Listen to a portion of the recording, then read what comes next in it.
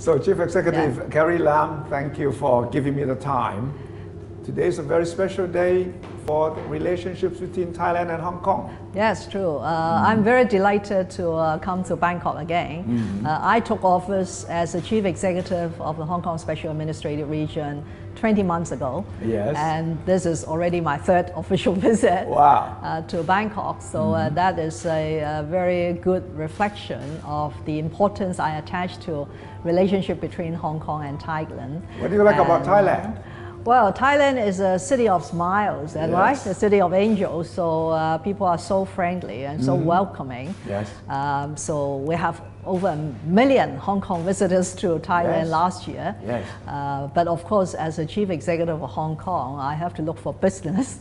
So this trip is very special. It's a very auspicious trip because I'm coming here to open a Hong Kong office in Bangkok. Okay, you call it a Hong Kong Economic and Trade Office. Yes, let me explain a bit because Hong Kong is a special administrative region of the People's Republic of China.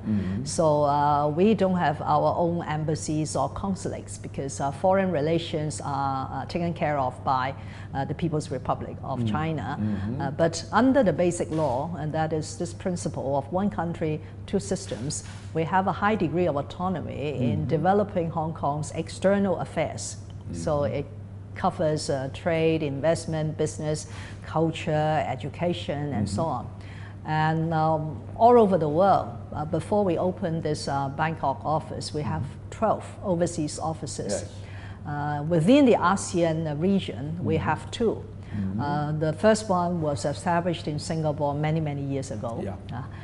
The second one was established in Jakarta, Indonesia in 2016. Originally, we were supposed to put a stop to the expansion because 2 offices in ASEAN might seem to be adequate, especially the Jakarta office was only open a couple of years ago. Yes. But since taking office on the 1st of July 2017, I came over to Thailand in August. So Thailand is the first official visit. Right. So because I met the Deputy Prime Minister, Dr. Somkit, even before I took office. Oh, you knew him before? No, I was elected. I won an election in March 2017. Yes. And then April, Dr. Somkit was in Hong Kong on a visit. So he said that he wanted to meet with the future chief executive. So we had a lovely dinner, and the Deputy Prime Minister invited me to come as early as possible. Okay. So I came in August 2017. I had a very good meeting with the Prime Minister, Prayo, and he made a very strong suggestion that we should have office in Thailand. So I gave this my serious consideration and announced in October 2017, which was the occasion of my annual policy address, that we want to open an office, an economic and trade office in Bangkok. So here we are. Well, I understand that first you thought about Vietnam as the third location in ASEAN. Why did you change your mind? No, it's not a changing of mind. It's a sort of assessment when you are given more than one option. Because the Prime Minister of Vietnam also made a very strong request. And I met the Prime Minister of Vietnam well before I met the Prime Minister of Thailand. Because when I was the Chief Secretary, that is the number 2 in the Hong Kong SAR government, I made an official visit to Hanoi. And the Prime Minister had a very good meeting with me as well. And one of the things we discussed is an office in Hanoi or Ho Chi Minh. And so after I came to Bangkok and had this meeting with Prime Minister, I have to go back to revisit the plan. I have not promised Vietnam anything. Nothing. So we have open options to assess where to put a third ASEAN office. But I would say that the most important decision is to go for a third office. As I mentioned, Jakarta office was only up and running in 2016. So within less than 2 years to open another office. Must be very good reason. Yeah, you must have very good reasons. So finally I decided that it should be in Bangkok, partly because Hong Kong and Thailand have very close relationship. Yes. Thailand used to be our number 2 trading partner in ASEAN, although last year it dropped a bit. Not that it dropped, but Malaysia has come up faster. Right. So Thailand is now the 3rd largest merchandise trading partner of Hong Kong within the ASEAN region. But on an ongoing basis, Hong Kong and Thailand are very close in trade and investment. And secondly, I think this is also a very important factor in my consideration, is a person-to-person bond between Hong Kong and Thailand. I'm sure you know there's a lot of Hong Kong people settling down in Thailand, a lot of Thai families that have a very strong presence in Hong Kong. And people-to-people travel very frequent. As I mentioned last year, over 1 million Hong Kong visitors coming to Thailand. There are over 250 passenger flights every week to several destinations in Thailand. So when we want to do more business and cooperation, this people-to-people bond and friendship, in my view, is very important. So I would say that is one of the determining factors. But the support given by the Thai government is remarkable. That's why we could have this office set up within a period of only 17 months. Well, Thai people used to go to Hong Kong to shopping paradise, even today. Yes. But now I hope that Bangkok could be a shopping paradise for Hong Kong people too. I'm sure it already is otherwise. So this 1 million visits from Hong Kong to Thailand, because the other way around was only about 500,000. That's so right. we have more Hong Kong. So and we are 7.4 million city. That's right, that's right. Thailand is much larger. Well, you need to bring more Thai tourists to Hong Kong. Well, we are happy to. The presence of an economic and trade office does make a difference, because we would be doing more promotions. We will help to build more relationship, whether it's trade, investment, technology, creative industries, design, education. So with all these collaboration, there will be the need for more flows of people between the two places. So I'm sure the numbers will grow. The Thai side call this the strategic partnership. Viewing Hong Kong as the gateway into China. And obviously, you also look at Thailand as the gateway into ASEAN as well. In making this choice, of course, you look into the future. Personal bond, of course, is important, but of course, the opportunities. What does Thailand offer you? No, I think you are very right. In fact, that is always what Deputy Prime Minister Dr. Somkit told me. We are very strategic because we are not just two standalone economies. Hong Kong has always benefited significantly from the mainland China. In the last 4 decades of opening up and reform of the Chinese economy, Hong Kong has been used as a gateway for businesses all over the world to access the China market. And now we have even a more exciting project called the Guangdong, Hong Kong, Macau Greater Bay Area. So Hong Kong, Macau, the 2 special administrative regions, together with 9 flourishing cities in Guangdong, belong to a Greater Bay Area, where we expect to see some exciting developments like more integration in economic relationship, free flow of people, capital, goods, information, and the ambition to become an international innovation and technology hub. So Hong Kong will be a gateway. And also, I hope, a leading force in growing the Greater Bay Area. Now, Thailand, I don't know enough, but from what I gather, Thailand also plays this very important gateway function into the ASEAN region. We call it and in particular, CLMV. Particularly the mainland, Cambodia, Laos, and Myanmar, and Vietnam. So the 2 of us, if we have this respective gateway functions, if we work together, the impact and effect will actually be beyond our 2 economies. So I think this is why we call this Hong Kong-Thailand relationship a very strategic partnership. How can Thailand benefit from the Greater Bay Area in specific terms? Well, of course, that would depend on Thailand's own positioning of its future economy and strategy to achieve that economic objectives. But what we can offer to Thailand in the process of this economic growth is what we are strong at in Hong Kong. For example, Hong Kong is the world's #3 in terms of global financial center. Yes. So we can offer to Thailand, to Thai businesses, our financial services, the raising of capital, the management of risks, insurance and reinsurance and so on. Secondly is, well, as I said, is this easy access into the mainland market.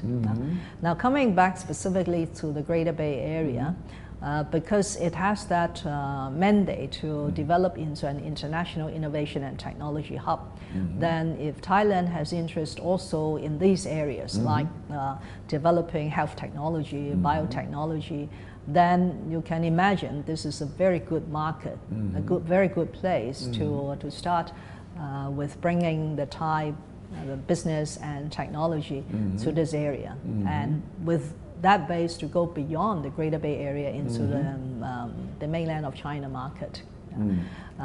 So by and large, I feel there are many opportunities for us to explore together. Well, Thailand's aim is to become Thailand 4.0. And innovation, of course, is very important. So I'm sure that there are opportunities for cooperation. We can learn a lot from Hong Kong. Also Shenzhen, right? Yes, now you call it Silicon Valley of China. Hong Kong probably shares Shenzhen's position as the current Silicon Valley of China. Well, we have this ambition to become not only the Silicon Valley, but maybe Silicon Valley plus the Wall Street, because we have the financial center. Right. The San Francisco Bay Area doesn't have a strong financial center, but we have a very strong financial center in a city called Hong Kong. So the International Innovation and Technology Hub development will take place in a way that I describe like this. Hong Kong has very good universities. 4 of our universities are amongst the top 100, okay, and some of the top universities in Asia. And they have very good research and development capabilities. They have been doing a lot of basic research with new discoveries and so on. So within the Greater Bay Area, Hong Kong will continue to play an important part in the basic research and also in translational research. So I have asked my professors, you don't just do research for the purpose of writing scientific papers. You should do research with an objective of translating your research outcome into daily applications to benefit the people, whether it's in health, in aging, in city management. Are they listening? Yes, they are, because I give them the money. I see. I give them the money with a requirement that you should do more translational research. So then from translation research, we can do incubation. Yes. We actually have schemes to allow the professors to open sort of a business. We will help them with incubation, with venture capital. And ultimately, they will need to manufacture the things that they have invented and translated. And you mentioned Shenzhen. Shenzhen is a very strong city for advanced manufacturing. Just look at the number of high-tech companies gathering in Shenzhen. Actually, beyond Shenzhen, there's also Foshan, Dongguan. They are all very important in advanced manufacturing. And then if they become very successful with their research, with their manufacturing, they want to grow their business. They need capital. So they can come back to Hong Kong to list on our stock market, to raise the capital. And from Hong Kong, they can go all over the world. So this is a sort of formula, you can describe it, to work. So we are combining the research capability with our financial capacity to grow these industries under 4.0 reindustrialization and so on. You could link that up with Thailand's EEC, the Eastern Economic Corridor. Yes. Which will become our hub of the new phase of development, manufacturing, innovation, and the space and the seaport and the aviation facilities there. Have you considered definitely. the EEC? Definitely, because last time I was in Bangkok in August 2017, I was already briefed and introduced to this major national initiative of Thailand, that is the Eastern Economic Corridor. Yes. And I think we also brought some entrepreneurs from Hong Kong to look at the potential. So this morning at a seminar on strategic partnership between Hong Kong and Thailand, I did mention beyond Hong Kong and Thailand, we now have 2 national initiatives which will give us plenty of opportunities. On our part, it will be the Greater Bay Area. Yes. On the part of Thailand, it will be EEC. And then in common, we can contribute to an even bigger initiative called the Belt and Road, which now covers over 140 countries and international organizations. So we certainly love to play a role in the EEC in various aspects. One is, of course, investment. I see scope for bringing more or facilitating more Hong Kong investment to Thailand. Yes. Because Hong Kong now is the world's number 5 in terms of direct outbound foreign investment. And secondly is our expertise in infrastructure and construction. We have a very good rail company that have been building railways not only in Hong Kong, but in and managing railways in Sydney, Stockholm, London, and also some mainland cities.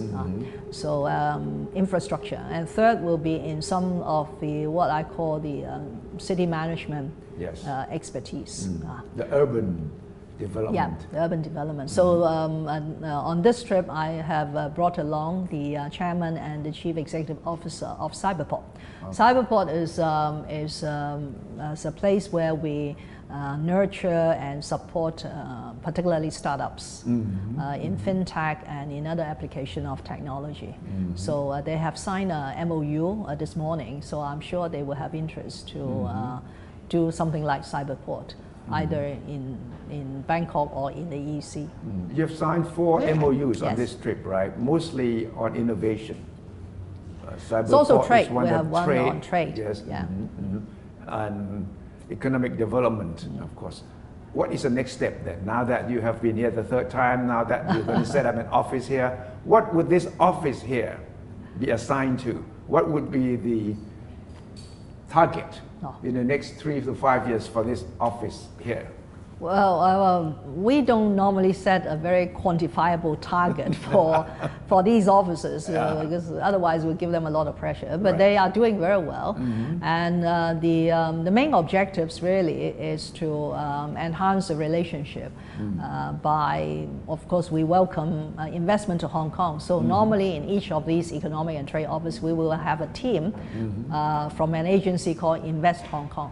Yes. So for Thai businesses, whether they're big businesses or really very small businesses, or including 1 or 2 person startups, if they want to go to Hong Kong, then the Invest Hong Kong colleagues in the Economic and Trade Office will provide them with one-stop services to tell them how to set up business, where to get the offers, how to get the funding, and so on. So that's number 1. Second is, of course, promoting trade. I still feel we have a lot of opportunities in promoting trade between the 2 economies. And third, although it is called ETO, Economic and Trade, I normally expect the ETOs to also do a lot of people-to-people cultural work in culture, in education, in young people exchanges. So these are the areas that the ETO will be happy to do. For example, in ASEAN, started by the Singapore office, we have an ASEAN internship program. That is, the enterprises or agencies in ASEAN countries will offer some internship positions for Hong Kong university students. So they come over during the summer or winter vacation to be attached to some of these companies as interns. And because Thailand is very strong in creative industries, design, post-production of movies, animation. So this is also an area. Hollywood producers come here to get our post-production young people to do work for them. Yes. And you know, Hong Kong is very strong in movies. We have a lot of movies. Fashion, Yes. Mm-hmm. Yeah. So a lot of cooperation could take place there. Yeah. In the entertainment areas, in film production, and of course with the social media so popular, a lot of things could be done between Hong Kong and Thailand. Yeah. Right. I also hope that your station could go to Hong Kong to do a documentary on Hong Kong. Especially on the greater Bay Area. Yes. The long bridge and the beautiful scenery there, and also, of course, the economic benefits from this very new project. I'll be happy to be there. Yeah, we are happy to invite you to be there because we do sponsor and invite journalists to come to Hong Kong, either to do a familiarization and reporting or on special events. For example, March next month, we will have this annual Art Basel. This is a great art event, I'm sure you know. Yes. And every year around the time Art Basel, we will bring in overseas journalists who have a special interest in art and culture. So they come in and cover the event and look at other arts facilities in Hong Kong. The art scene in Hong Kong will really grow in the next few years because we have a big project called the West Kowloon Cultural District. It's 40 hectares of site by the waterfront. Instead of selling the land for more office towers, the government has decided to turn it into a cultural district with museums, theaters, and music center. And we have just opened last month the first permanent performance venue called the Suthichai Center. Suthichai is the Mandarin pronunciation for Chinese opera. So it's a venue for the performance of various kinds of Chinese opera. Well, Hong Kong is a very central place for both the traditional culture and also the most modern trends in the world. Yes, and also the East meeting the West. Yes. But of course, there are challenges facing the world economy today. Yes. With your expertise and your background, what is your take on the economic slowdown in the world? And China is facing an economic slowdown. What is your analysis of that? As I have mentioned, Hong Kong is a special administrative region in the People's Republic of China. So we operate in accordance with one country, two systems. So we have our own trade policies, we have our own legal system, and so on. But ultimately, Hong Kong is a very externally oriented economy.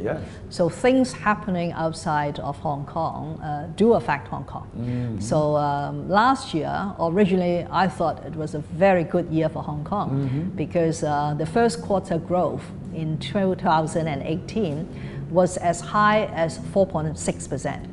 And that was very exceptional for Hong Kong's economy because we are a very mature economy. And in the past decade, the average annual growth is about 2.7, 2.8. So to have a year-on-year growth of 4.6% was amazing. But then no sooner than we have the US and China trade tension. So the quarter four growth was now moderated significantly to, I think, 1.3. So that is an indication of how Hong Kong could be affected. So if you ask me what will then be the response of Hong Kong, you cannot sit back and relax. You need to do something. And we have been doing a lot. One is, of course, to diversify Hong Kong's economy. So instead of just being a trading port and re-export and so on, and just relying on the Chinese market, we grow our markets. And ASEAN is a priority for growing our market. Secondly is to diversify our industries. So we are not just a financial center, tourism and trade. We're now doing a lot on technology. And of course, third is to establish our international network so that we are better equipped to face sort of uncertainties. But 2019 will still be a challenging year. So the government has a duty to ensure that we give the necessary support to the enterprises, especially the SMEs, and to give the necessary support to the people. We are very fortunate because over the years we have annual surpluses year after year. Yes. The last time my government has a deficit was 2003. Wow. 15 years ago. Well, since then So, it has been yeah, we have plus. accumulated a lot of surpluses. So this is a time really to, one is to invest in Hong Kong's future, Yes. including education and technology. The other is to provide more relief measures for the people when the economy is coming down. ASEAN is a big market.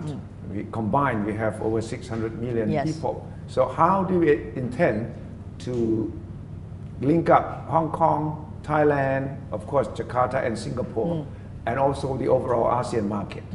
Well, we have signed a free trade agreement with the 10 member nations of ASEAN in late 2017. We hope that this will be brought into effect this year because each of the 10 economies have to do their own ratification. Yes. I'm very pleased that both Thailand and Singapore have already completed their procedures and have deposited their ratification instruments. When the other 8 member nations have finished their processes, then we will have an effective FTA and the related investment agreement. And once we have that, it will provide a freer flow of goods between all these economies and also give a high degree of certainty to investors to invest in the ASEAN economies or vice versa. So things are very promising, I would say, very promising in the ASEAN region. So we will work doubly hard in order to grasp all those opportunities. Would the trade war between the US and China expedite or accelerate your cooperation with ASEAN? It's quite independent of that. Yeah. As I said, 2017 July when I took office, I have already decided and said in public that the strategy that I have just shared with you, that we need to be more international, we need to diversify economy, we need to grow our markets. So I wouldn't say that that was a direct consequence of the US-China trade tension, but the US-China trade tension will have sort of expedited not so much the government's work, but the business perspective. Because many businesses used to just think about investing and setting up manufacturing in the mainland of China.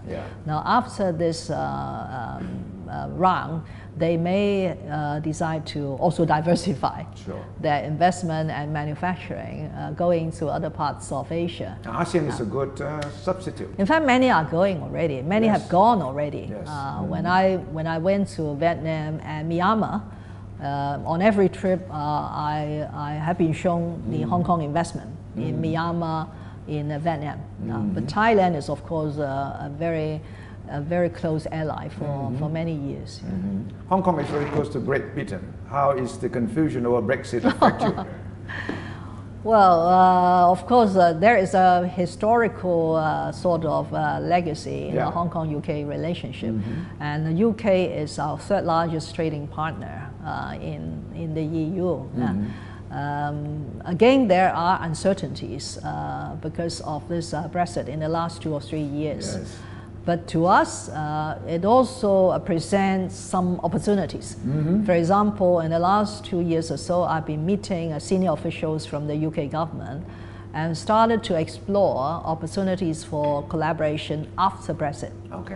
Because after Brexit, then they can, on their own, negotiate. For example, free trade agreements and other bilateral arrangements.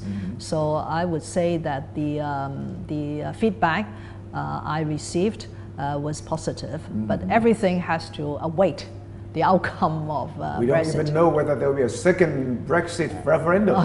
Nobody knows. But what we know is there are also very close people-to-people bonds between Hong Kong and UK. A lot of young people were educated in the United Kingdom, so and we speak the same language and share the same common law system. So I think when the time comes for enhancing relationship with the United Kingdom after Brexit, well, Hong Kong will stand a very good chance to seize those opportunities.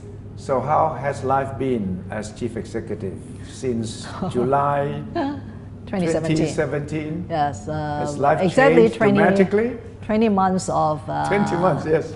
Of tenure in my capacity as chief executive. I would say is very hectic, very exhausting. Yes, of course. I spend 20% of my time outside of Hong Kong to do my official visits to overseas countries, including 3 times to Thailand and also mainland. But it has been a very fulfilling and rewarding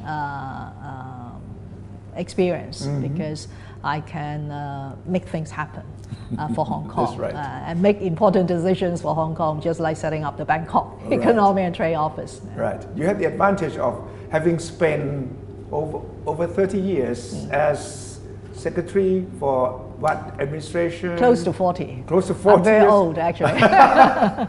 Finance, you have been in infrastructure, everything. Most of it. Almost everything.